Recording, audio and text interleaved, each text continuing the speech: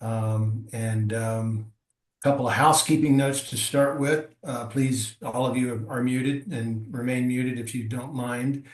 Put your questions in chat, and then I will read them to the right person. Please direct your question to one individual if that's the case. Otherwise, I'll throw it up to the group. This is being recorded. It will be posted on the Paragon website. We have a page for What Now Conversation videos, the ones that Izzy didn't delete.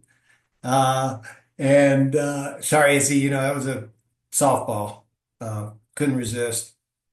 And it will also probably link to a blog that I'll do after this webinar. Um, Also, Izzy had a great idea.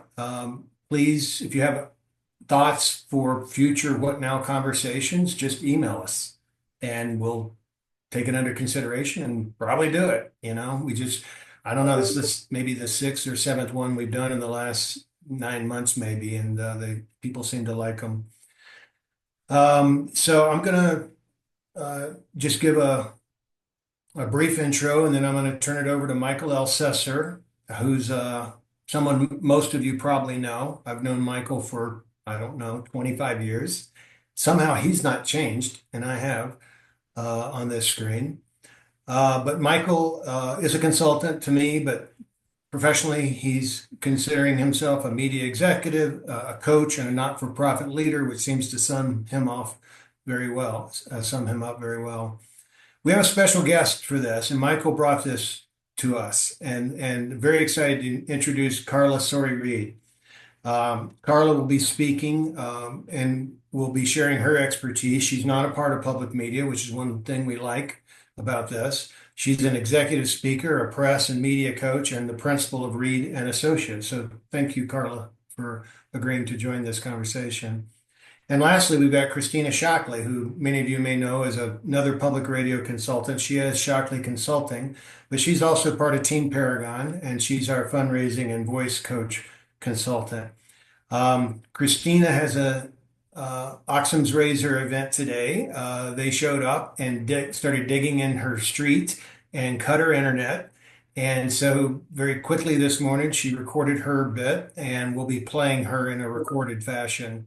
She will keep trying to get in, but if she can't, that's what we'll do there. So what I want to just start with is just make sure you understand that this webinar is not about the messages. This webinar is about the messaging.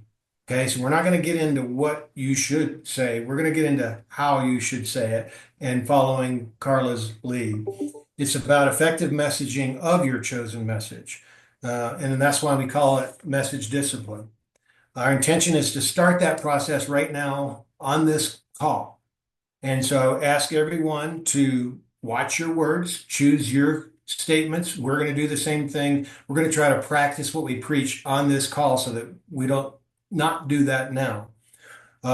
We will not be addressing and we will not be competing with the advice that you receive from your industry organizations about what's going on around us. This is only about helping you deliver the messages that you choose in the best possible way and with consistency. So being on talking points is a positive. It's not a negative. This is an exercise in avoiding a ready, fire, aim approach that could endanger your station's license or your job. And so with that, I'm going to turn it over to Michael. Awesome, Mike. I really appreciate it. And just really everyone, thank you so much for being here today. We're just grateful for your time. As you'll hear us reference a lot today, attention is of such a prime commodity. Chris Hayes just sold a couple 10,000 books talking basically about the fight for attention. And also, we've kind of broken our brains with phones and multitasking and just post-COVID. And so the opportunity to sit and focus on something like this that might not immediately pop up to the front of the radar is like the thing that I've got to do today, but recognize it's an investment in yourself. Just really appreciate your time and your attention, and just thanks for making this work. So Mike just sliced off a whole bunch of my intro, so I'm really grateful for that. Just to be really clear, today we're going to be talking, I'll be focusing on sort of design that will help you to have strong message discipline. Carla's going to be digging into mastering your skills so that you can master delivering your message. And then Christina, who's just a complete unstoppable rock star today and produced an amazing video that we'll be bringing in because of her technical situations, is going to be looking at the importance of all of this as it applies to your revenue generating operations. There are going to be questions that will stop for in between each one of our sections, so you don't have to save them up. And then there'll be time for questions at the end. And as Mike said, drop them into the chat. So, message discipline starts here, right? What does the recipient need to know and why? Every communication has an audience and an objective. And if you want it to land, you've got to be very crystal clear about both. Who is the audience and who is the objective? Strategically, you want to make sure that your messages ladder up to your larger brand and your service story, right? So they're just receiving you as one big entity, and you want to make sure that each one of these message strands that you're popping up come back, integrate together, and then tell one story. It has to be relevant and it has to be accessible to the audience, and it must have a clear, compelling, and time-based call to action, right? Like, that's the strategic umbrella that overlays everything that we're going to be talking about today. Digging in first on the messaging objective, there are a million objectives out there that you could be going after, goals, said another way. We're going to call out 4 of them on this call today.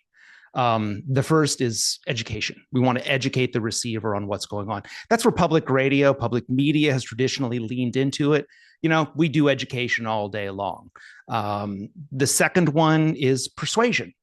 We want to speak to an idea that is already in the receiver's mind, and it helps to shape their thinking and to drive the desired action. So maybe a really quick top of mind example of effective persuasion messaging was the last presidential election. When you think about the message stack that was developed by Vice President Harris's rivals, and the way they were able to frame her leaning into ideas that people already had, and then executed really, really heavy ad buys to seed those messages and drive the action they were looking for. Pretty classic persuasion messaging. Amplification, that's where the receivers identify with your message so strongly that they want to wrap it around themselves, right? This is me. These are my values. I want you to know me this way. It's the yard sign. It's the tote bag that they carry. It's the share on social media. And then finally, there's, for the purposes of this call, it's about activation, or you could call it organizing or mobilization messages. These have to have a call to action, right? In the same way, with your on-air fundraiser, if you do not include the website and the phone number, that's not a complete pitch, right? For the fundraiser. If your messaging does not have that call to action plugged in, there's no room for activation. And the mode that public radio has been in for a long, long time has been, we're going to combine an education message with an activation message. And that's going to be our approach, right? We're here to say there are other options, not arguing good, bad for the current strategies that are out there. Very, very effective. We're just presenting options. Once you've got sort of the message objectives laid out there, you need your targets laid out. And in this case, it's our donors, it's our total audience, it's the total community that we touch, it's business leaders who could be force maximizers for our messages. There are influencers in the decision-making space, like your license holder, your board, your university trustees, your state legislators, and also the media. And just saying that you've segmented your messages and refined them to target the recipients doesn't actually mean that you've done it. The evidence that you've done it is that it's actually written down and practiced. We're going to go into that in just a minute. First, I want to get into the real nuts and bolts of message design. And just, we're going to be going through a lot here. Remember, it's recorded. There's going to be a playback. Don't kill yourself by trying to take notes and get all this. Give yourself permission to just be in it, sit with it, and absorb it. And that's all going to be available to you later. A message, especially today, more than ever, needs to be in clear language that's both relevant and resonant for the audience. These messages must cut through, grab attention, and inspire people to act. I don't mean that to sound as banal as it might to some folks. And at the same time, we just have to look at what's going on in the world, look at our messaging, be honest about our practices, and ask ourselves, are we challenging ourselves up to the highest levels for this? If the messaging that you're creating are designed to be everything to everyone, or if you're afraid of upsetting someone, your likelihood of success drops dramatically. And I'm not advocating that you go chain yourself to a fence. But if you and your team are not willing to fight for what you believe in, why should you expect anyone to help you? And I just urge you to consider that sending email and putting messages on air is quite possibly not enough. If you want to be competitive in the messaging battle space that you're entering into today, whether you like it or not, that's what you're into, you might have to go further. Stories are more powerful than facts. We talk about storytelling all day in public radio.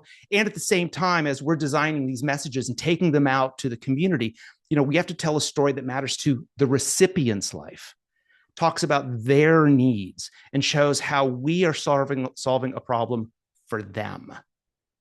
Okay? Stories are the thing that people pull out of their pocket, right? And can share when they're in that place at the coffee shop or wherever.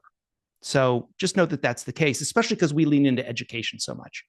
And you need design language, as I've said before, that's both relevant and resonant. And just keep testing yourself. Is this really answering the receiver's question, why should I care about this? Test it, test it, test it. Because we have now entered the real talk portion of this webinar. I encourage you to step back and ask yourselves and have really honest conversations amongst yourselves as you keep moving down this path. How well are we reading the room? We have record low trust in media and journalism these days. It is awesome that public radio, public media, public television have record trust amongst our users. And when you take one step off that island, trust drops precipitously. And if you want to be able to communicate beyond the highly educated core of public radio, you've really got to test yourself up to see, how am I building messages and getting them targeted to the needs of these audiences, and recognizing that I'm trying to communicate with people that don't have the same educational background that we're used to talking to in public radio, and that, quite frankly, we're pretty spoiled by. This is the hardest part of the thing for me to share, and I really debated whether to include this or not, but just know that when you're going out into the world, you're going to be interacting with people who are going to hear you talk about your work and what your objectives are in your messaging. And some version of this could very likely be going on in their head as you're talking to them. I'm sad that you're perhaps losing your job. I'm sad that you're having to cut back. But I'm facing rising costs. I might be losing my health insurance. My brother-in-law's VA benefits are getting cut, and we're cutting children's cancer research. So tell me again how you losing funding impacts my life.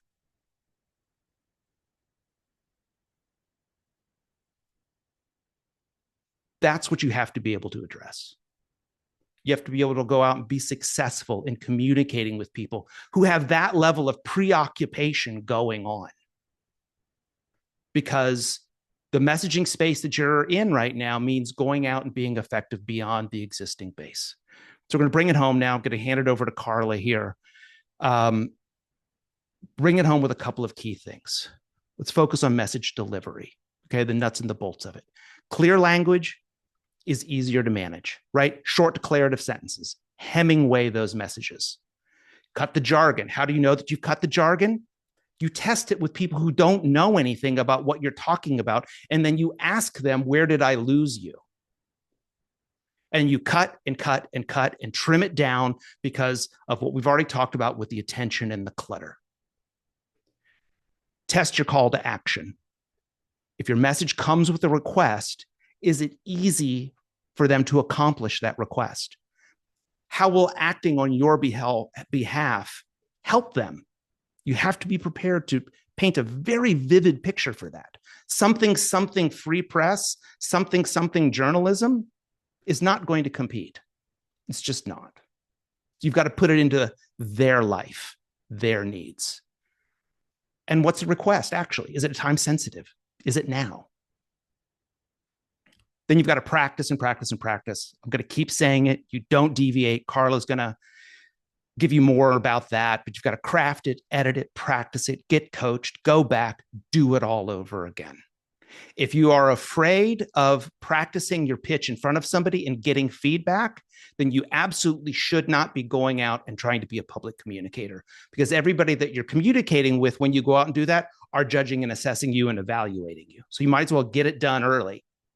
Get better before you go out.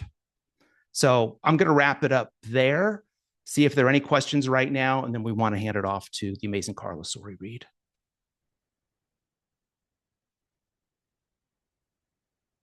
There are no questions in chat, but it's not a big group. Does anybody want to unmute and ask anything, Michael, before we move to Carla?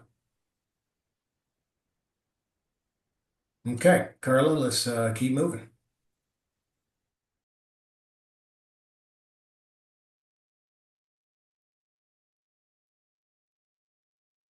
Well, I think you're on mute, Carla.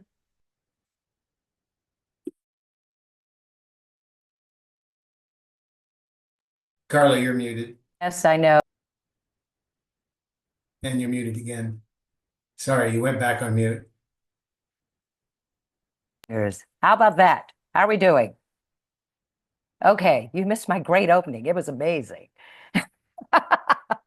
Let me try it again. Well, thank you all for being here. It is both a pleasure and an honor for me to be here. Thank you for choosing to spend your time with us this afternoon. And my segment, I believe Michael named it a tight five, and what he's referencing there is time is of the essence. It is because I'm speaking.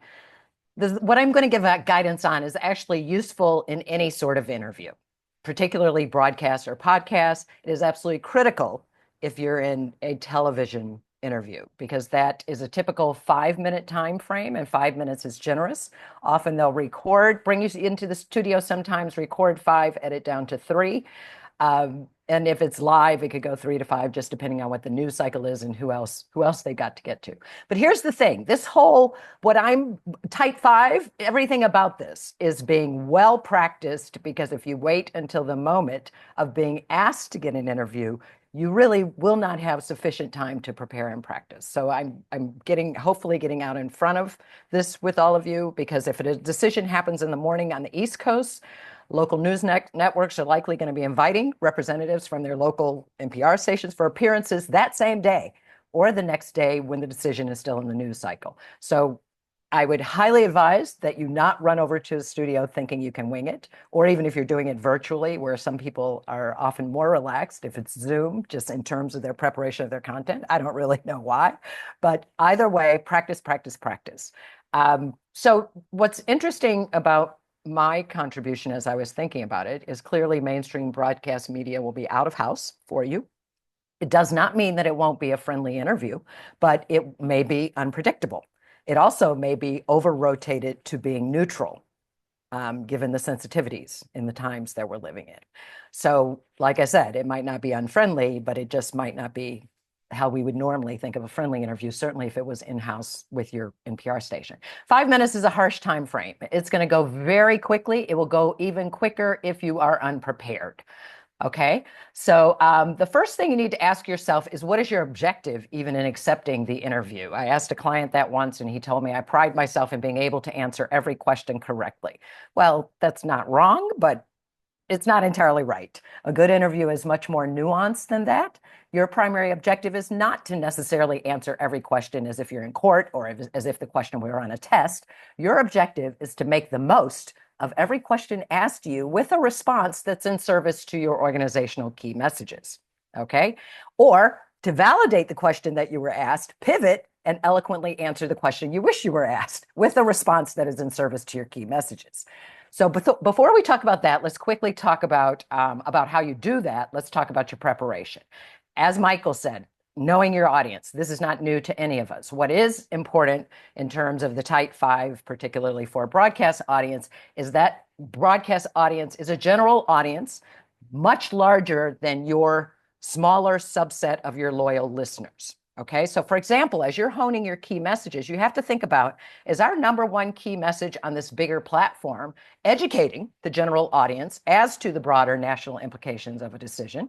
Or do we want a second key message that speaks more locally to our loyal listeners, hoping to reassure them, re-engage them, whatever that second message is for your local fundraising, whatever it may be. But my point being that that's how you have to think of the audience when you're going on in a broadcast format. And even if it's a podcast, their audience may not be bigger than yours, but it's going to be different. So when you're honing whenever you're in a general platform outside of the world of NPR, then you would want to make sure that you're speaking very specifically to the audience on that platform, or making a conscious and intentional choice to speak to your loyal listener audience. Determine your 3 key messages. Determine them in order of importance. They should be able to be housed on a one-sheet briefing document. That means they are stated very succinctly. Your key messages, which may be used in other places and may be used for a 40-second something. This right here, this key message has to be very finely honed, and basically it's about 2 sentences. You're putting them in order of importance. You're putting it on a one-sheet briefing document. Of course, you're not taking that document to the interview, but that's what you're rehearsing from, and that's going to assure alignment across any and all of your speakers across your organization, because they can just pick that up, go in a room, and practice with someone. Again, the interview is going to go quickly. This is the main thing that people do in a broadcast interview, is wait for the perfect question that allows them to get their message out early and often. What I'm going to coach you on in just a minute is something that you can do that gets that key message out there no matter what the first question is. Going back to the preparation, though, put a pin in that. Going back to your preparation, everybody loves to prepare for the questions they have great answers to, that they can just know they can hit a home run. I've worked with people who they'll spend 80% of the time preparing kind of their home run questions. What you really need to be working on is preparing answers for potential challenging, sensitive, or hostile questions. Be prepared to answer the question that you least want to hear or expect to hear. So this is something that in your team, your comms team, or just whatever group is helping you prepare, you want to ask them, what's the question what's like the real left field question? What could that be? And spend time formulating a response to that question. You do not want to go into the interview thinking, I hope they don't ask ABC. You don't want that elephant in your head. Okay, so how do we do this? After we've done the preparation, let me just say what comes first matters in an interview. And what do I mean by that? Your first response, done skillfully, sets the tone, the tempo, and the direction of the interview. Now, if you think about that, it's a little counterintuitive. You would think that was all being done by the host or anchor, but it is not. Done well and strategically, which we're getting to that, your first response is a cordial reset of the power dynamic in the interview. The reason people often leave these fast interviews and they're like, oh my goodness, I barely remember it, I think I maybe got the first key message out, is because they defer almost too much to the host and they're not the experts on your business, your world, your station.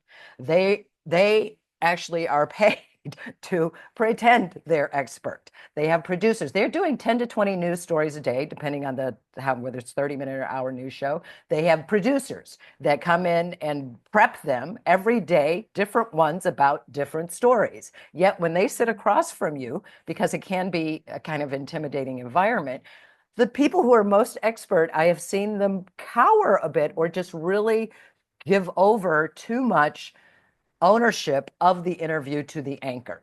Okay, so we are going to do a strategy that I call the 3-point first response. Done well, it will establish a framework and boundary for the discussion. It'll show your executive presence and ownership of the interview. And if necessary, it can shift the momentum and diffuse sensitive or hostile questions. Okay, again, it's called the 3-point first response. Simple in concept, powerful in implementation. It's good guidance, like I said, for any broadcast or podcast, but it is critical for live TV. So let's say I'm going to just mock a little thing here. I'm the host, and your first question can be anything from, we have Carla Sori-Reed from NPR in studio with us today. Welcome, Carla. Given today's decision, it's clearly a new day for NPR. Tell us what it means. Okay, that's one thing. Nice, big, I love those. Those are big umbrella statement questions. You really can roll up under that any way you want. Two, the other end of what you might get, and what is actually happening more frequently now, because of the time crunch of 5 minutes, the anchors are first questions fully loaded. It's more like, today we have Carla Sori-Reed from our local NPR station in studio today. I'm sure this is a gut-wrenching day for you and your colleagues. Talk to us about the national and local implications of the decision, and how will this affect you directly? That's a fireball of a question. Inside, you're kind of going hubbada, hubbada, hubbada, hubbada. What you do is take a breath. We're coming to the 3-point first response. The very first thing you are going to do is a greeting, just a cordial response back. Thank you, Michael. It's good to be here. Very simple. Smile and Michael. I'm going to deconstruct what is happening strategically in each of these 3 things after I say it all. But first, just a greeting. Thank you, Michael. It's good to be here. Second part, you're still going. You haven't given back over the mic, so this is going to be continuous. I'll read it continuously at the end. I appreciate your interest in National Public Radio, and all of us at your local call letters, let's say WBZ, I'm in Chicago, appreciate the opportunity to share our thoughts with you regarding the decision and how it might impact our local station and community. That is the bridge, a bridge with guardrails. Again, I'll explain in a minute. The third thing, we believe what we are bridging to right there is what you have decided is your first and most important key message. Understand me, that you are saying this right from the jump, okay? People, I will tell you right now that people, because they've been made to sit so long because of the context setting by the host, some of them will give a whole history of NPR and about the decision. It seems like forever before you're even allowed to speak, so you're kind of biting at the bit. Hold back, have this memorized, scripted, well-honed, and you can do it in 30 to 45 seconds. At that third point, that's the message. That's where you're landing your first and most important key message. And then you respond to the question. Now, strategically, I'm going to go back and chunk out that whole thing that I just did, but you have distanced yourself from all of the emotional and kind of heat of the complex 4 questions that were laid out to you. And you just come in and respond to the question. Of course, you're not going to respond or speak to gut-wrenching, whatever that emotion was about how everybody's feeling. You're not going to speak to your personal opinion. You're going to just go into either the national or the local implications. The national implications are profound, however you want to do it. But my point in this first 3-point first response is that it gives you ownership of the interview from the very beginning. So let me tell you what's happening in this 3 points. As I said, the smile and the thank you, it's good to be here. That's a greeting. But it's not just a greeting. When we say the name, thank you, Michael, we have made it a friendly. I've had people come back and tell me, I didn't say his name because I didn't even get to meet him. I went to the studio. He was busy working. They just said, go out there, 3, 2, 1. And I felt like that was weird. He doesn't have to be your friend. But what you're signaling very early on with this first response, a smile and thank you, Michael, it's good to be here, is that it's friendly and that's useful. Okay. The second part, I appreciate your interest in National Public Radio. There's a lot of goodness in that name alone. Throughout the rest of the interview, you can shorten it, of course, to NPR, but I find that people who are working, whether it's NPR or any other sort of organization, you have probably even lost a little of the sensibility of the value in the name alone. There's only goodness in national public radio. What's not to love about that? So it might have already come out of the host or the anchor's mouth, but with your first speaking, it should also come out of your mouth. And then, like I said, throughout all the rest of your answers, of course, you can shorten that to NPR. It's very nice when at the end, you say it again. So that's the second part. We're saying, I appreciate your interest in national public radio. And all of us, so we're getting the national thing covered, and all of us at whatever your local call letters are, WBEZ, appreciate the opportunity to share our thoughts with you regarding the decision and how it might impact our local station and community. So you are bridging to your key message. You are also putting up guardrails because you are letting the audience know, and the anchor, a good anchor, will follow your lead somewhat, even though they have a list of questions. You have said very clearly what you expect to be discussing, and what you are prepared to discuss. So that is the bridge with guardrails. The last one is that leads you right into your number one key message. I didn't create one. You all have them. We are ABC. We believe ABC. Whatever your first and most important key message is, land it in your first speaking. Okay? And then respond to the question. At that point, from that whole complex thing about gut-wrenching day for you and your colleagues, tell us local and national implications, and how is this going to affect you personally? If you try to answer that right after the person gives you that barrage of questions, you're going to be floundering, I would think. And it's going to feel like, because it's heard by the listener or the audience immediately. We've heard the questions, we know what they are. Just even your attempt to, what are you going to do? Go through them? You're not. So you do this 3-point first response and then answer the question after you've landed your first key message. Okay, I'm going to stop right there and check in with Michael and see if we have any questions and what the time is looking like. And if I could do more, I will. Or I think we've got Christina. We should probably move to that. Yeah, we're getting tight on time. It maybe give about another minute and a half, 2 minutes.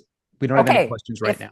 Okay, I have a question before you move on. Yes. Some of these stations are licensed to universities. They have their own probably message discipline coming down to the radio station. Does that change anything, or is everything still the same? If the message is coming from someone else to you to deliver. No, I would say it doesn't change anything. That's just, to me, a well-aligned, all the speakers should be, I would be more interested less in it coming down in terms of coaching someone through it and just making sure there's alignment across, whether it's a university or any other sort of organization, alignment with the speakers, because you don't want one person saying something at one outlet and another one saying something else, which is why I said it's really important to make this one sheet briefing document that is available to anyone, because you're going to get at most 48 hours notice for this sort of interview, but they can grab it, go in a room and work with someone. But where the messaging is coming from, not so much. Let's pause it there. Let's bring Christina's section in here, and then we'll have a little bit of space at the we'll have good space at the end for questions and sort of final comments. I know you've got some great things still left to share there. Sure. So Izzy, you want to bring up the next part? Appreciate it.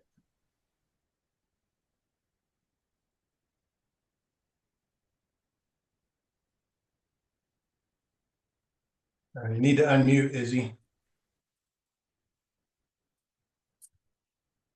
Needs to be a reason to give. Everything you say needs to be the most important thing in that moment.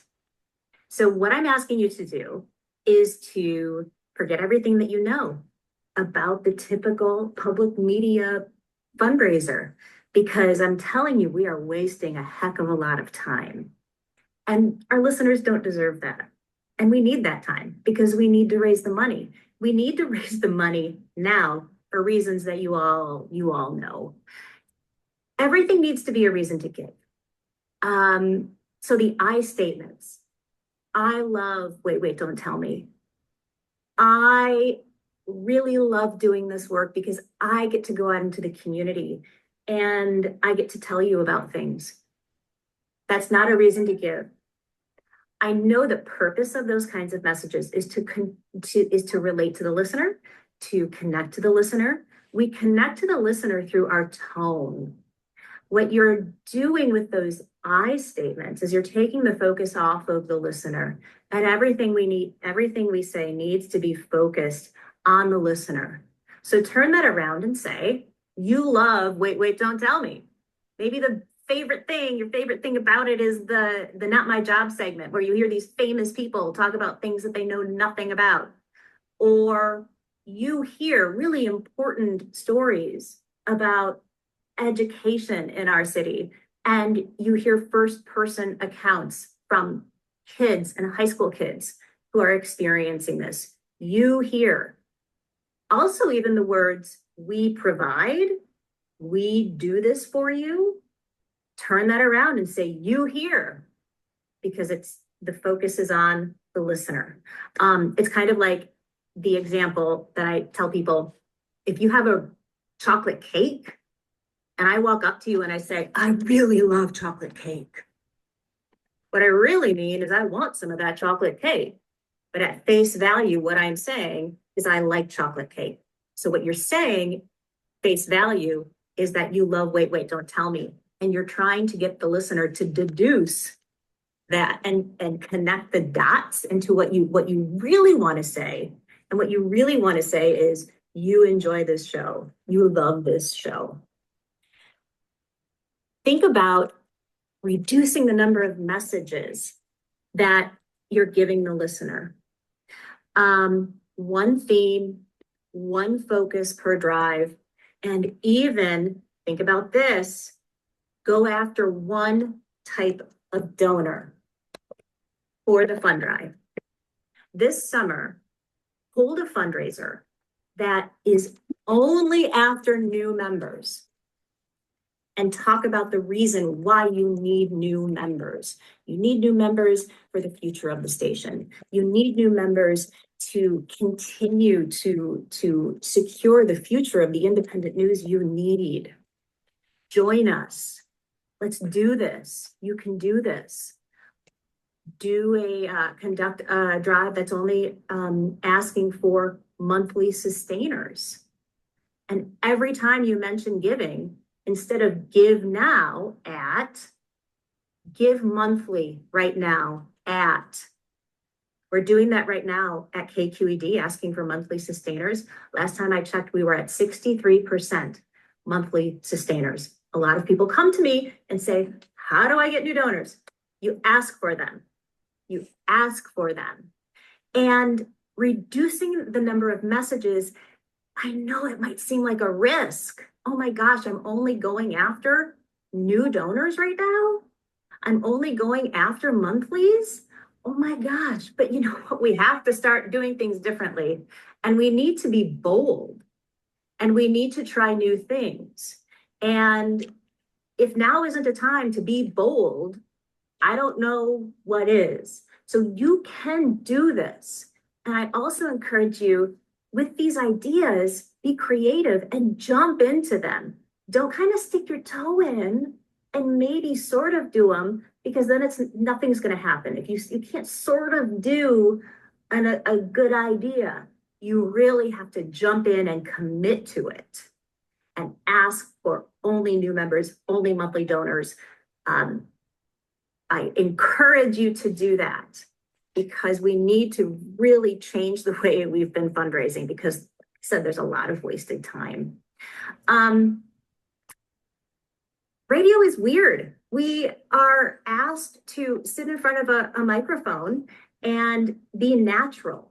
And that is really difficult for a lot of people. And we're asking the pitcher to be impactful and come up with, in some cases, come up with reasons to give on the fly. And part of the message discipline is to have scripts. I know that scripts might be a 4-letter word. And I know that you might think that people reading a script are going to sound like they're reading. There are ways around that. What you do is you create scripts that are written for the ear. There is one thought per sentence. If there are commas, If there is the word which, that's more than one thought per sentence. And very casual, very conversational language. There will be times that in my scripts for folks, I say, listen up. I always want to kind of knock the listener over the head in a non-mean way. Hey, listen to me. Even going so far as to say, I really need your attention right now. Take a moment and listen to us, because what I have to say is really important. You can say that. Don't hold back. Your listeners can handle the truth. If you're at a news station and I know that your listeners have heard a mother crying and sobbing because she just heard that her son is dead. If we can present that kind of content to our listeners, we can be honest with them, and we can be upfront with them, and we can tell it like it is. Call a duck a duck. Right now, we're having some budget problems. You can help. Unvarnished, unedited truth. Whenever you say something, every single thing you say needs to be a reason to give, and it needs to be the most important thing you could possibly say in that moment. Very, very important things, because when we're talking about radio, everything we say needs to also convince the listener to keep listening. So we have a very, very difficult job. That's why I write scripts and write them in a way that they are rip and read. They are easy for the pitcher to get around. In a moment, I'm going to show you what it looks like on the page. But what is the most important thing in that moment? That means you start your pitch break not with introductions, not with I'm Christina Shockley, because that's boring, unless you're Oprah. Start your pitch break with something that's going to surprise them, something that's going to shock them, something that they didn't know. You know, our listeners love to learn things. So you start right out of the gate with something that is so important. And then you do your introductions at the end of the first pitch. And don't do titles, because they're just confusing anyway. Even a news director, the listener is, what is the listener going to do with that? I mean, they direct the news. To really talk about titles, you have to explain what the title is. And that's not a reason to give.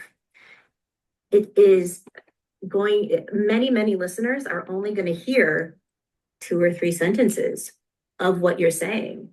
And if those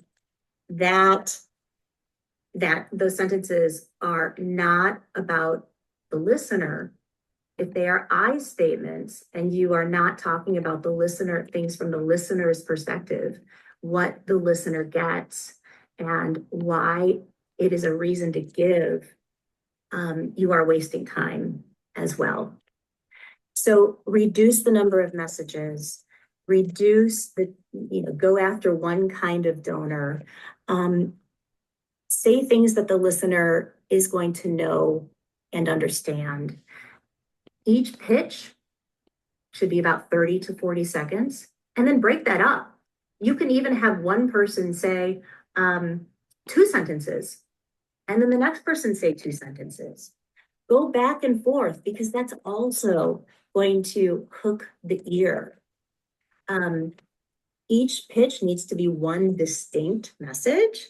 If you look at your pitches, you'll probably find that there are different messages within that pitch. And within your pitches, the first sentence of each pitch, again, is the most important one. So what I try to do in my work is empower membership folks. Tell them about programming basics, explain the clocks, explain how to write for the ear.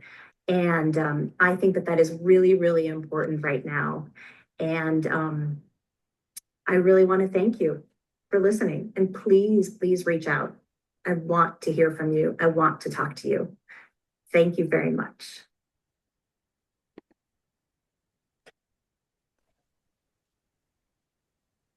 Well, that was awesome. Thank you very much, Christina. You can reach her at christina@teamparagon.consulting.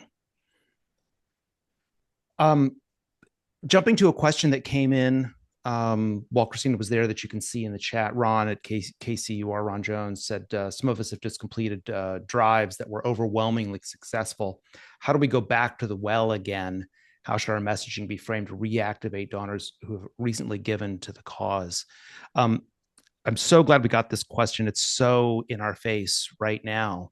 And it's about extending our time frame over the next 12 to 18 months, both for how we're messaging the value that we deliver to the community every day with the programming. So what's our audience development, our audience retention messaging, and then also around revenue. It's really important that we not be lulled by these near-term responses. It's having audience messaging and revenue messaging strategies that maximize the existing audience, and then we must be taking action every day that's focused on getting the second gift, right? So the reactive gift that we're getting right now is a tryout, and it's not bankable income. This is something that's being talked about across the philanthropic sector, not just in public radio. So acting now so that in a year we can answer 3 key questions that are going to be there for the audience. Did you deliver on the promises that you made when you asked for money? Have we surprised and delighted them along the way? And was the gift that I gave you money well spent, right? And this is where audience and revenue messaging really has to integrate so that we hold the audience and then can prove without a shred of ambiguity that this year's reactive gift was a good choice. So it's take the gift now and be recognizing that you've got that first renewal coming up in 12 months, and it's taking action every single day to prove your value with your content, and then also be ready to show that it was a good choice, it was time well spent, and that we are good for our promises.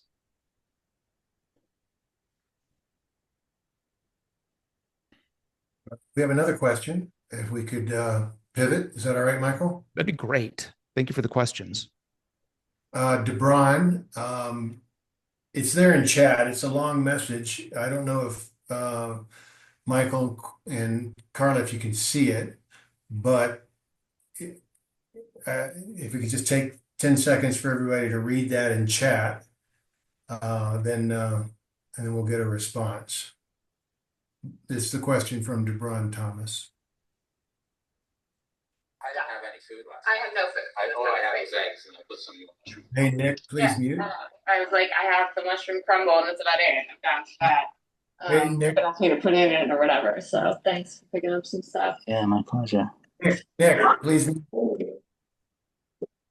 Yo. Please mute.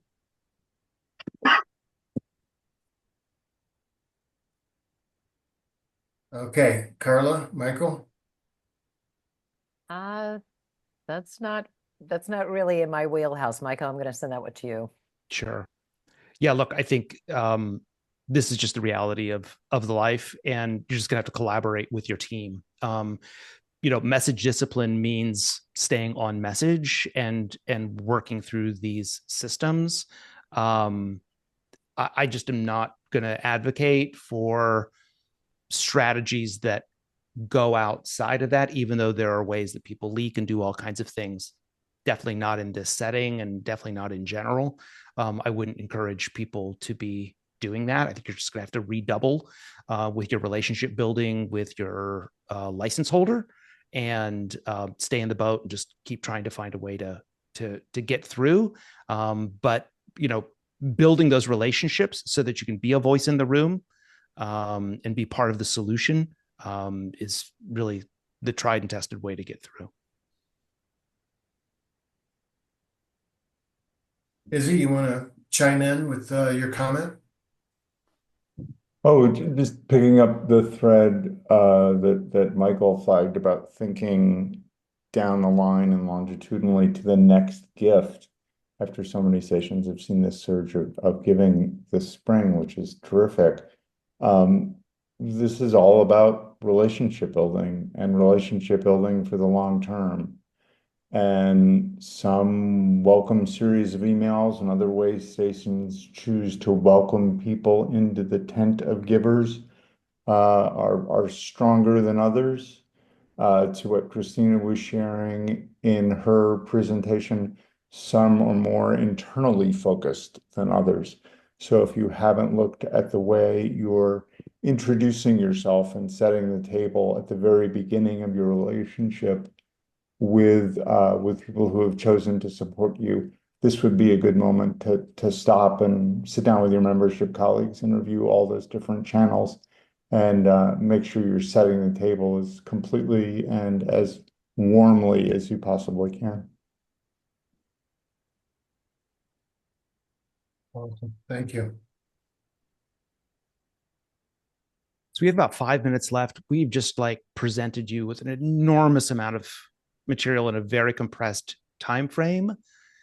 Of course, you can find me, you can find Carla. We're the easiest people in the world to find.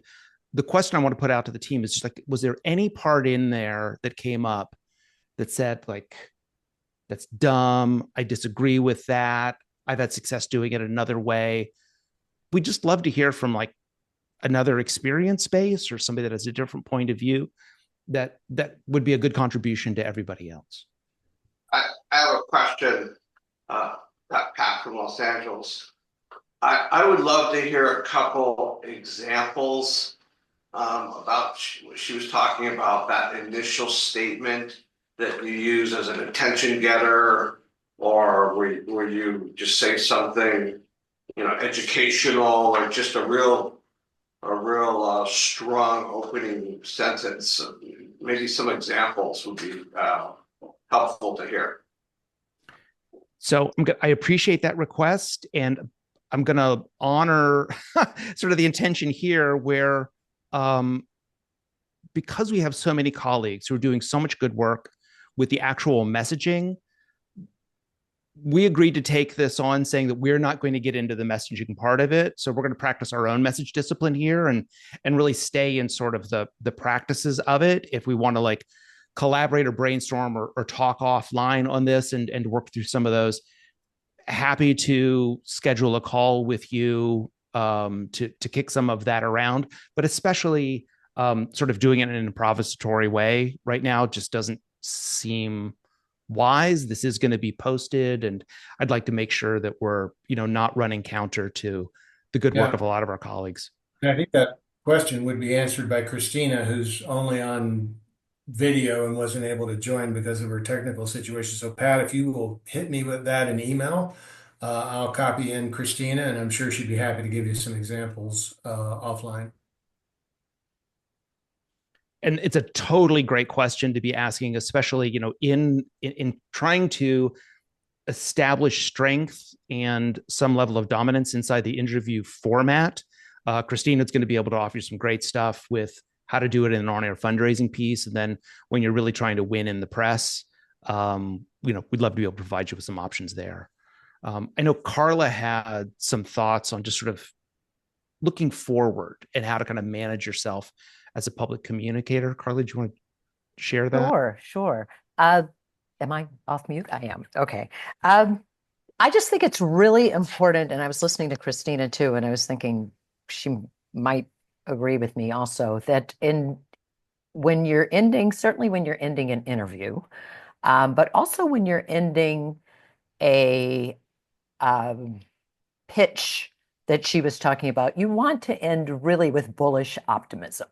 I mean, this is a tough environment that we're all in, everybody. And it's, we're in an interview closing statement. I would probably offer up for someone that they should, if you felt you were coming to the end of the interview and this was the last comment that you were going to have, that it should be something along the lines of, at NPR, we're excited about the future, something that simple, or even peppering in some things. In every crisis, there's opportunities.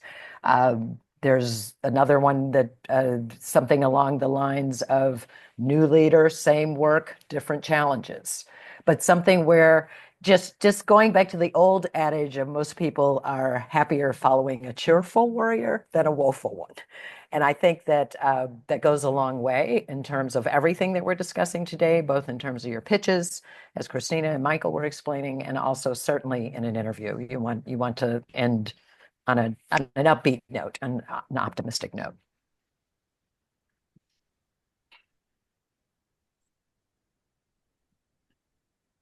Yeah, my final thought is just, there really isn't a moment to waste right now. And if there's any pool hugging that's going on around you, like looking right and looking left and people not sure, how do I get in, or am I ready to like find that next gear to up the tempo and the output? It's the sort of that thing that we see on the internet. This is the sign that you're looking for, right? It's fair and reasonable to ask our colleagues, what are you waiting for? If people are pursuing, this is the way we've always done it. This is business as usual. You know how to finish this sentence. This is a great time to find that extra gear and dig in, because this is the moment. This is our time. I believe that strongly. Christina actually answered Ron's question about those of you that just finished fund drives. How do you go back for more? She answered, be honest, tell the listener what the situation is in that moment. The story of the moment is the urgency. Just like a news story, we continue to update our listeners. Our fundraising stories also update and evolve. And that is her feedback, which is, as usual, excellent from Christina Shockley. Thank you, Christina. Thank you, Michael. Thank you, Carla. Thank you, Izzy, for always being a part of everything. If you don't know it, you're the most beloved person in public radio, as far as I can tell, and that includes me. So appreciate it. If you have any other questions, hit us afterwards. And again, this will be on the Paragon website. We'll put it out there. We'll send out a blog with a link, and we do appreciate your time. I know it's valuable. Thank you. Thank you, Thanks, y'all. everybody. Have a Have a great good day. Bye-bye. Thank you.